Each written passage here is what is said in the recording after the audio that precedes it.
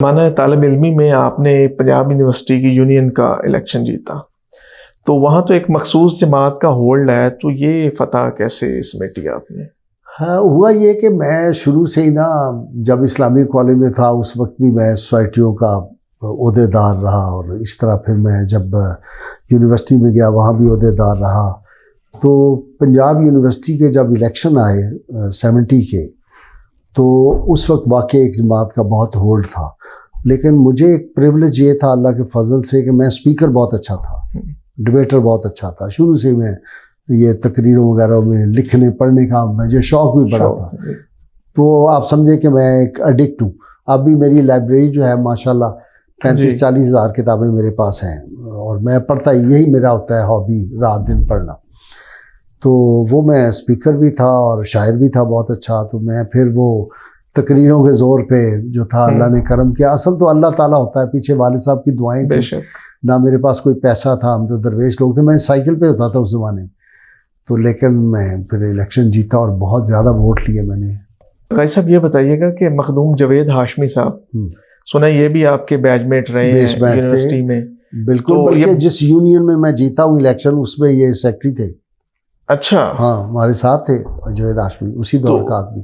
یہ باغی کے ٹائٹل سے مشہور ہو گئے، تو ان کا کچھ باغی تو خیر وہ بعد میں بنا، لیکن جاوید ہاشمی جو تھا وہ اتنا پڑھا لکھا تو نہیں تھا، کوئی علمی شوق، علمی طور پہ وہ کمزور آدمی تھا، بالکل بیچارہ ایسے ہی تھا۔ لیکن مجیب شامی صاحب کی دوستی جو تھی اس نے اس کو بہت پروان چڑھایا۔ اس پہ شورش کشمیری کا ایک شعر بھی ہے بڑا دلچسپ۔ اس نے کہا کہ وہ بڑا مشہور اس نے شعر لکھا تھا شورش کشمیری نے کہ اس پہ مہرباں ہے زندگی، ہاں زندگانی کی حقیقت ہاشمی کے دل سے پوچھ، صحبت شامی سے اس پہ مہرباں ہے زندگی۔ تو مجیب الرحمان شامی صاحب کا زندگی ہوتا تھا رسالہ، انہوں نے ہاشمی کی فوٹو چھپوا، یہ کر وہ کر۔ شامی صاحب کا قلم تو بڑا زوردار ہے اور بڑا صحافی ہے، اور کمال کی بات ہے جی ویسے اس آدمی کی، میں بڑی احترام ان کا کرتا ہوں۔ مجیب شامی صاحب جس کے پھر دوست ہوتے ہیں پھر اس کو وہ پراپر دوست ہوتے ہیں، پراپر دوست۔ اور الطاف حسن قریشی جو اردو ڈائجسٹ، اس وقت یہ ان کے پاس ہوتے تھے، مجیب شامی صاحب ان کے ڈپٹی وغیرہ تھے۔ اور الطاف حسن قریشی تو پہاڑ جیسا آدمی ہے اس پاکستان کی تاریخ میں۔ میں سمجھتا ہوں کہ مولانا محمد علی جوہر کے بعد اور محمد صلاح الدین یا یہ جو تھے حمید نظامی، اس صف میں الطاف حسن قریشی اس درجے کا آدمی ہے۔ ہمارے ملک کو پتہ ہی نہیں لوگوں کو کتنا بڑا آدمی ہے وہ۔ اور میں نے ان کا مقدمہ، میں ان کا وکیل بھی رہا ہوں۔ اچھا، ذوالفقار علی بھٹو صاحب کے دور میں ان پہ DPR کے مقدمے تھے، تو میں جیل میں جا کے ان کا ٹرائل بھی کرتا رہا ہوں، میں ان کا وکیل رہا ہوں۔ اعجاز حسن قریشی ان کے بھائی بھی تھے جیل میں۔ تو میں ینگ تھا اس زمانے میں، یہ آپ کو 75-76 کی باتیں سنا رہا ہوں، تو میں ان کا وکیل بھی رہا ہوں۔ ضیاء شاہد کا میں وکیل رہا ہوں۔ اچھا، اس زمانے میں یہ جو تھا صحافت والا صحافت، ان کا میں وکیل رہا، بڑے مقدمے لڑے۔ نواب خاکوانی کا رہا، راجہ منور کا رہا۔ اس زمانے میں نے ینگ ایج میں بہت بہت بڑے لوگوں کے یہ چودھری انور عزیز کا وکیل رہا جو دانیال عزیز کے والد ہیں۔ سعد رفیق کا بھی میں وکیل رہا، اور اس زمانے میں وہ اس نے خود بھی کہا جب میں وائس پریزیڈنٹ ہوا نا سپریم کورٹ کا، تو اس کو بلایا تھا استقبالیہ میں، تو میسٹر نے کہا جی ہمارے پاس تو اس وقت 4 روپے نہیں ہوتے تھے ٹکٹ لگانے کے، غازی صاحب ٹکٹ بھی پلے سے لگاتے تھے، کھانا بھی ہمیں کھلاتے تھے۔ لیکن اس ملک میں یہی ہوتا ہے کہ میں نے بہت کم لوگ دیکھے ہیں بیٹا جن پہ آپ احسان کریں اور وہ اس کو یاد رکھیں۔ بالکل، سیاست دانوں میں تو کم از کم نہیں ہے۔ سیاست دانوں میں میں ہمیشہ کہا کرتا تھا، احمد علی قصوری صاحب مولانا فوت ہو گئے، میں انہیں کہتا تھا کہ ابوالکلام آزاد نے کہا تھا کہ سیاست کے سینے میں دل نہیں ہوتا، تو میں نے کہا نہیں، سیاستدان کے بھی سینے میں دل نہیں ہوتا، وہ اپنے مفادات کے ہوتے ہیں۔ آپ نے دیکھا ہے آج ادھر ہیں کل ادھر ہیں فلاں ہیں، بس اس طرح ہے۔ اچھا غازی صاحب، جوانی میں تو آپ بڑی تقریریں کرتے تھے، آپ ماشاءاللہ اب بھی کرتے ہیں، اور جوانی میں خاص طور پہ اس طرح میں کہہ رہا ہوں کہ آپ سنا ہے کہ اس وقت مناظرے بڑے کرتے تھے، آپ نے کوئی تاریخی مناظرہ بھی جیتا ہوا ہے؟ بڑے جی، یہ دور جہالت کی باتیں ہیں، علماء کے ساتھ ان دنوں بہت بیٹھتے تھے، لیکن میں نے زندگی میں کچھ علماء سے بہت سیکھا ہے، جن میں شاہ احمد نورانی صاحب، انہوں نے میری بڑی پذیرائی کی، بلکہ جب وہ تقریر کرنے جاتے تھے کہتے تھے پہلے طالب علم رہنما نذیر احمد غازی تقریر کرے گا، پھر مولانا عبدالستار خان نیازی تھے، پھر مفتی محمد حسین نعیمی تھے، محمود شاہ گجراتی، یہ جو تھے صاحب محمود رضوی صاحب جو تھے، علامہ محمود رضوی، یہ لوگ تھے. ہم نے ان کے ساتھ وقت گزارا، اور بھی کافی بڑے بڑے علماء جو تھے. تو صاحبزادہ فضل رسول حیدر تھے، یہ اس کے تایا، یہ جو آپ حامد رضا کے تایا جو تھے وہ بڑے آدمی تھے.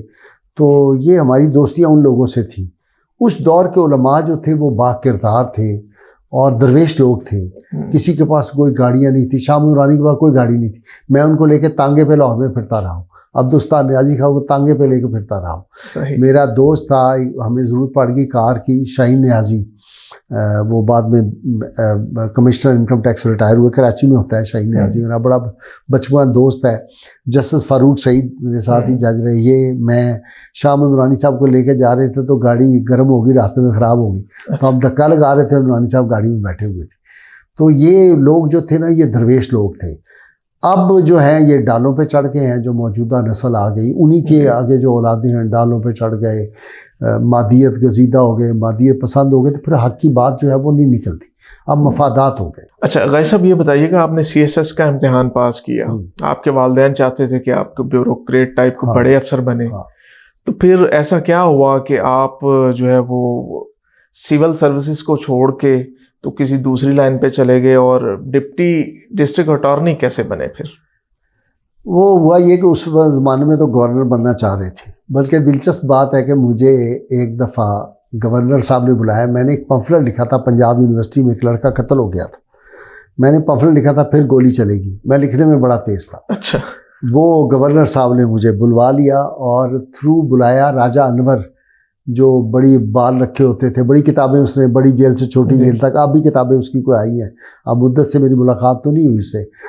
تو یہ بیچ میں پڑا، انہوں نے کہا گورنر خار صاحب ملنا چاہتے ہیں. میں گیا خار صاحب سے ملنے گورنر ہاؤس میں، مصطفیٰ خار صاحب سے. انہوں نے مجھے کہا کہ تم بڑے ذہین نوجوان ہو اور یہ وہ، تو تم کوئی امیر گھر کے نہیں ہو، تم یہ کس چکروں میں پڑے ہوئے، ہم تم اگر ہمارے ساتھ تعاون کرو تو ہم تمہیں پٹرول پمپ جو ہے نا اس کا دے دیں گے، یہ جو شاہ جمال والا بڑا پٹرول پمپ ہے یہ دے دیں گے، اور آپ کو ہم نے آگے 100 مجسٹریٹ رکھنا ہے وہ بھی رکھ لیں گے، وہ اکاموڈیٹ کریں گے، تو تم یہ جو ہے نا تقریریں اور پمفلٹ لکھ رہے ہیں یہ بند کر دو. میں حماقت تھی، بیوقوفی سمجھے اس زمانے. میں نے کہا میرا طریق امیری نہیں فقیری ہے، خود ہی نہ بیچ غریبی میں نام پیدا کر، آپ ضمیر خریدنا چاہتے ہیں فلاں. نورانی صاحب کے ساتھ رہتے تھے عبدالستار خان نیازی کے، تو وہ بغاوت کے جو تھے جراثیم تھے. تو بعد میں تو میں خیر سمجھتا ہوں کہ میں پچھتاتا ہی رہا. وہ پھر جب وکالت میں آئے تو شروع کی وکالت جو ہوتی ہے اس میں بڑی بھوک کاٹنی پڑتی ہے. ہمارا تو کوئی آگے نہیں تھا لاء میں، کوئی میرا بڑا یا کوئی رشتہ دار نہیں تھا. تو وکالت میں پھر بڑے تنگی کے حالات ہوئے اور بڑا ٹف ٹائم آیا.